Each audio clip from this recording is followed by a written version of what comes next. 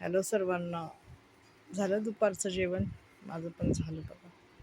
गरम फार होतं आहे बघा. असं पंखा लावलेला आहे मी आता, मला दाखवते. पंखा आहे असा आपला, फिरतोय, पण त्याचा काय एवढा हे होत नाही. पण असू दे, आता काय, गरम तर होणारच.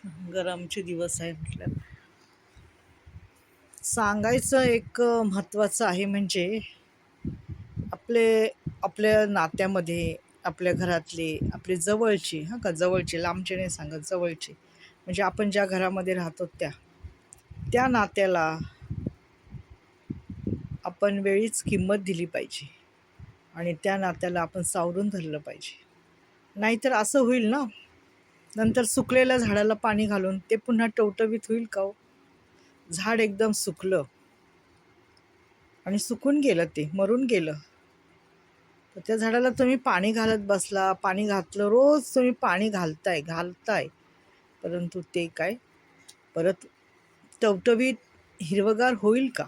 बघा, विचार करा. तुम्हाला काय वाटतं, होईल? मला तर वाटतं नाही होणार, कारण ते मरून गेलं ना हो.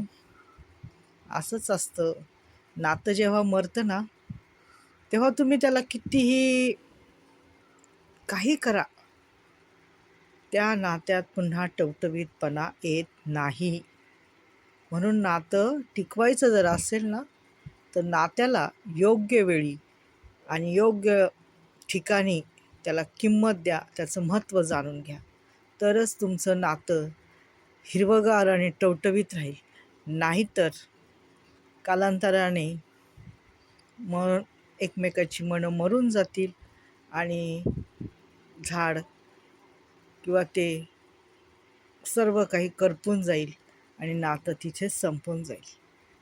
असंच आहे बघा. जसं झाडाचं आहे तसंच मनाचं आहे आणि तसंच नात्याचं पण आहे. तेव्हा योग्य वेळी पाणी घालून झाड टवटवीत करण्याचा प्रयत्न करा.